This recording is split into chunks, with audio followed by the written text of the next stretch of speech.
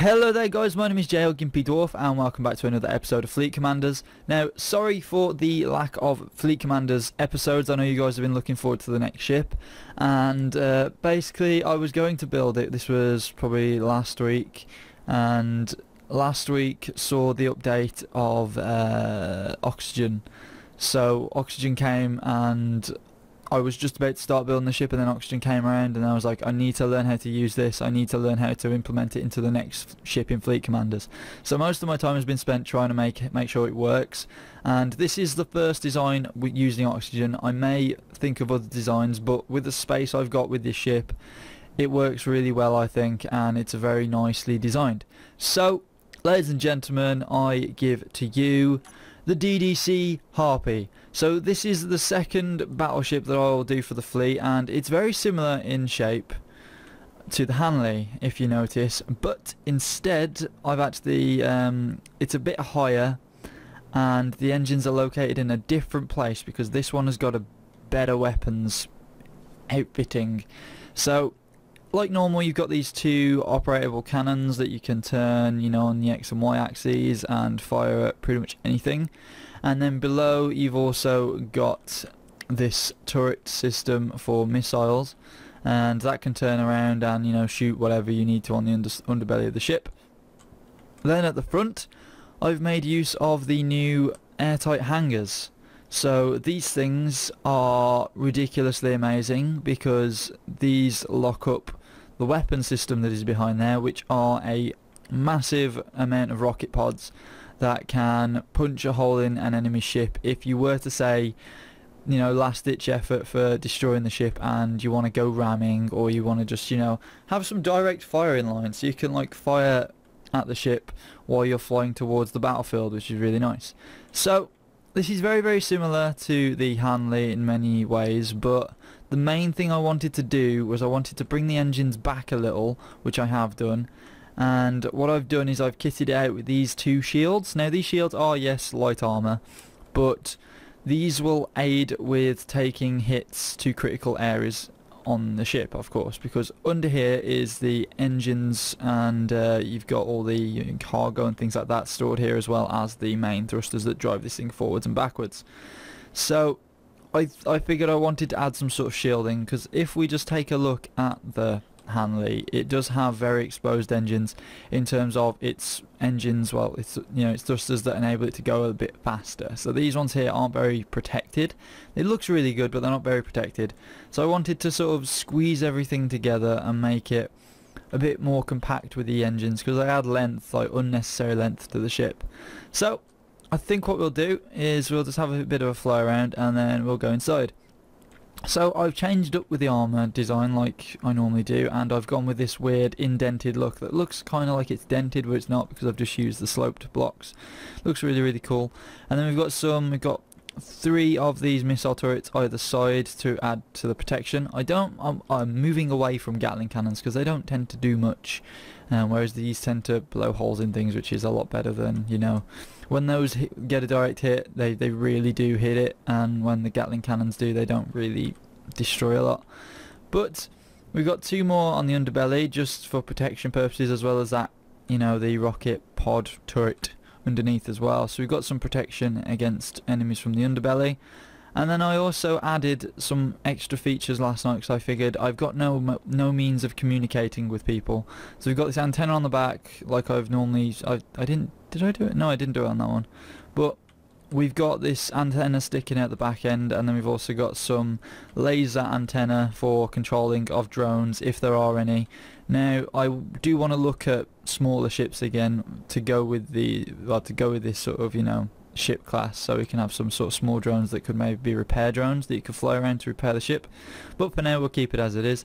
We've also got a beacon there, a bit exposed, may cover it up before these do go on the workshop.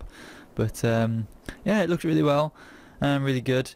But I will be putting this world on the workshop as soon as this video comes out, and it will be up on there, and I'll put the link in the description to this video, and you guys can go and play around with them. So like normal, these two ships will be put in as they are put in as stations. You'll have to convert them to ships to fly them around and things. Feel free to rip them apart, try new things with them, do whatever. So let's go inside. So around the back around the back area of this ship, almost stuttered with my words then. We've got these doors. Now these doors will take you into the airlock area. Now there's only one airlock in this place. There's 2 doors for it though, either side, so you can get in from either side. We've got a med bay here strictly for the purposes of having to take your helmet off. I really do wish they can add some sort of stand that takes up like maybe 2 blocks, like a 2x1 block, and basically that enables you to take your suit off like a suit rack or something. That'd be really nice. You know, just to enable this thing not to sit here, because it's a massive lummox in the way all the time. Now we do have this control panel, and this control panel has 2 buttons. We've got airlock vent 1, depressurize on and off. So this airlock here, well, this air vent can pressurize and repressurize, so it can, you know, put oxygen in here and take it out when it needs to. We've also got light switches here, and because this is green now, we can of course go through these doors, and straight away you're greeted with the mess hall of sorts, which is surrounded by batteries. I don't really care for health and safety, but this is, you know, a bit extreme, but I wanted to put batteries in this ship just so it's got an emergency power supply, just in case, say, the reactors do get blown out, which are underneath, and you know, the oxygen supply still needs to be running through the ship. So we do have these batteries here that are all been set to recharge, and they're stuck on recharge until, you know, they're needed. So that's a really nice feature, I think, to have that option to, you know, go with backup power for everything. So we won't go upstairs yet, we'll go downstairs, but we'll come down here. And then down here there's a lot of space that I could have used, but I wanted to have a big room, and having such a ship that looks really compact, have this big area is really nice. Now we've just got like an atrium meeting area sort of thing, and we've got some screens here that I haven't put anything on at the moment. If I could get like a picture of the DDC's logo and stick it on these screens, I would. I don't know how at the moment though, so if anyone knows anything about doing that, please contact me through email. It'll be amazing just to have that sort of thing on there. But we've got some seats here, some plants, and this is oxygenated. Many people have noted that with certain things I've been showing off, I've got plants here where in an unoxygenated area. So we've got the oxygen supply there, which is nice, and then we've got this door going down. So coming down here we have the engine room. Now it isn't just these 2 engines, there's actually 4 of these reactors behind. Well, there's, you know, 2 more behind these 2. So we've got that, which, you know, it's a really nice room. I like this room, how it opens up as you walk through, because you've got the benches and everything laid out around.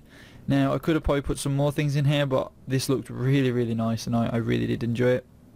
One thing that has been annoying me is I've been making these ships even, so my mirror planes are off, as well as the conveyors and things, so it's been quite annoying really, because I would just love to have like one straight run of piping, but instead I've had to block off certain bits, which kind of bothers me, but it looks kind of cool, looks quite nifty I think. So again, light switches in here, always note them down, because, you know, I make a big thing about that for some reason. So we've got our oxygen supplies here, and down here is just strictly for maintaining the reactors, like, you know, an engine room. So it's, you know, one of those sort of places where you'll just perform maintenance operations. There's no real, you know, areas to store things, but it's just purely for monitoring purposes. So we'll close that, and then we'll go over here. So this is the rest of the ship. So coming through here we've got 2 sort of foreman's benches, and again oxygen, and these foreman's benches are here purposely just to monitor stocks in here and things, because this is where the stocks will be kept for the ship and the storage. Of course these aren't conveyed, but I wanted it to be so you have to move things around by hand and make it one of those sorts of ships, like a submarine or something, because I don't think, well, I've never seen a submarine have like the ability to load freight into it without, you know, without it being a massive ordeal, because they don't have any like hatches or things because of, you know, pressurizing and things. They don't have many hatches to enable that, so I kind of kept it like this. So we come through this door and we have the med bay, which is one of the biggest rooms in here, and again oxygen, and we've got the beds here for performing medical practices. And then we've also got this med bay here, as well as a recharge station for anyone that needs it, as well as another one here. I was thinking about putting some more down, but I kind of thought that was a bit OP for an area like this and for the crew that would be on board. So that is the med bay. It's like the room back from this, just because it needs to be accessible. However, there are stairs there, but I can't win with everything, can I? So come through here, and we've got the bedding areas, and we've got space for 2, 4, 6, 8, 10, 12, 14, 16 men here.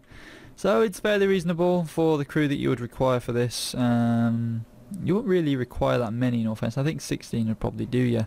So you'd probably have people with multiple roles on the ship. And then coming down this very sort of ominous hallway, we've then got the bathroom. Yay, woo! So we've even got a shower in here, we've got a sink, we've got a toilet which is blocked off by glass just in case anyone else wants to use this while you're in. It's a bit of a hodgepodge room, this, because you've got the oxygen and all these vents and things, and it just gets really crowded. Now I've only just noticed I've got 2 air vents there, so I may fix that.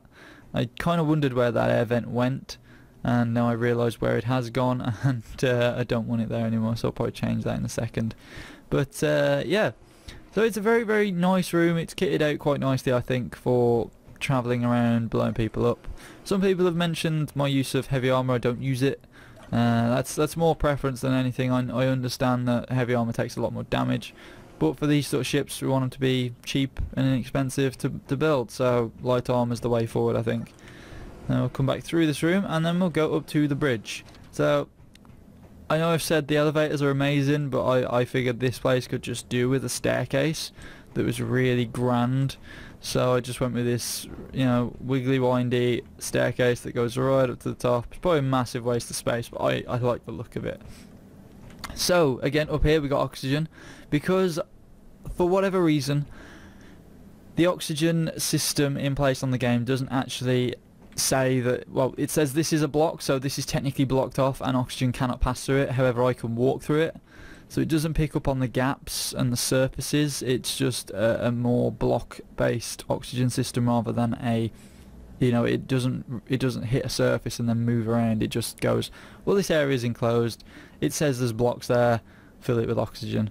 So we do have oxygen up here as well, because that is technically enclosed and no oxygen was up here. This place was like oxygen none. Now this is still oh, there we go. So when I was standing here, it came up saying oxygen none, which is kind of annoying, but coming up here it says oxygen high, so you may die on the stairs unfortunately. So we've got a whole bunch of benches here. I'll start off with the front, work my way to the back. We have the weapons bench. So this is where the guy would turn things on and off and enable them to shoot, and I'll show you the feature with the rockets on the front in a second.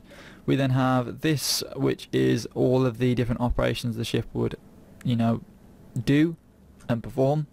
So like on other ships, the windows go all the way around this, and if we hit 9, the windows close and you can brace for impact. So we've got that sort of feature on here as well, which is nice. But then we've also got control of the oxygen and all these other gubbins, because we have where's all the oxygen stuff at? We have 4 oxygen tanks, we have 2 oxygen generators, which I think is sufficient for the rooms and the size of the rooms, and then we've got a whole bunch of air vents that take it to different places where it's needed.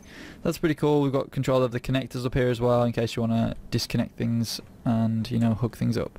So jumping into this one, we've then got turret controls. We can turn all of the missile turrets on and off. I've just turned them off, and then if we go on again, there we go, so their lasers come on. We're going to keep them off for now because we're going to have a bit of a fly around in this as well. And then if we move over to here, we've got, this is again like oxygen, it's more life support systems, whereas the co-pilot would need to control that as well as the person who would deal with all these problems. So we've got multiple control over the oxygen supplies just in case. So over here we then have this is the rocket pod 1, so if I hit 6, there we go. So we're on the undercarriage of the rocket pods now, and we can fire all this gubbins, which is really nice. And you can see under the ship as well, it's really cool. You can probably use these as surveillance if you really want to, if you have a dedicated person sitting on this bench. So we'll go T and T again. And then the back two are dedicated to the other turrets. So if we go 6 and then we go 1, we can't fire them because they're turned off at the moment by the captain. So, but we've got the 2 there. If we go 6, you can. That's the front one. So we can control everything from up here that is required controlling. Didn't manage to put any rail in here just because block on block thing isn't a thing in here. Medieval Engineers has that, which really bothers me. So let's get flying this bad boy, shall we? Now this is a lot slower than the Hanley because, as you would imagine, that's a lot big. Well, it's a bit bigger. It's got a bit more weight to it, but it's also got less engines because I went not as crazy on the engines. So if we do this, as you can see, this turns pretty damn well. And actually gets up to speed quite nicely. I did add some extra thrusters before I showed this to you guys, but it does turn really well.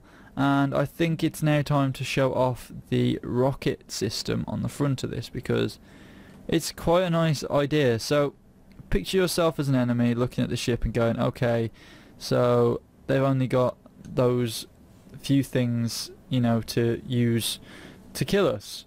Then you suddenly go 7 and then the front starts opening up and you're like, what the freak is going on? What are you going to do? And then all of a sudden these rocket pods appear, in which it's not the best thing because you're facing them and they then do this and turn them on. I think it's 3 first and then 6, and then, you know, you've got this massive salvo of rockets heading your way that just punches a massive hole in you. So this is one of the new things I wanted to incorporate to this battleship, make it a bit more special. And if we go 6, we can turn them off. We can go 3 to turn, actually, you know, those pods off, because if we turn them on by accident or shoot them by accident, they could easily blow up the airtight hangar shutter things. So that is the feature on this. It's pretty badass. I like it a lot, and I think in comparison with the Hanley looks a lot more pretty because of its curves and its, you know, really nice edges, but in terms of it, it's, I don't know, I reckon the Harpy could kill the Hanley in a heartbeat, really. But, you know, they're both useful in their own ways. The Hanley is very, very sort of, well, it's a lot quicker than this, and it's not as a heavy hitter, so it can move around, shoot a few, and then fly off, whereas this one will get into the battlefield and then really struggle to get out of the way. So this could be like the cumbrous one. So yeah, that is it. That is the Harpy.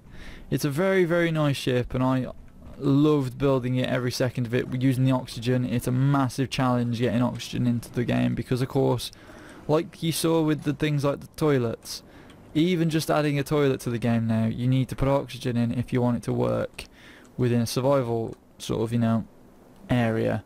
And there are still problems with oxygen. Of course, it doesn't recognise the staircase as being a oxygen transferable block, so it doesn't. It sees them. I think they need to set something up where it states that, you know, maybe in the coding of the block that it states that oxygen can you know, pass through it, rather than having all blocks set to get in the way of oxygen. It just doesn't work that way at the moment, and oxygen can only be really applied to big areas like the station I'm building for the DDC-A, or the Alien Squadron. So there are still some problems with it, and you know, you'll probably find those within this ship, but I have tried to work with oxygen as best as I can, and I think I've done a good job.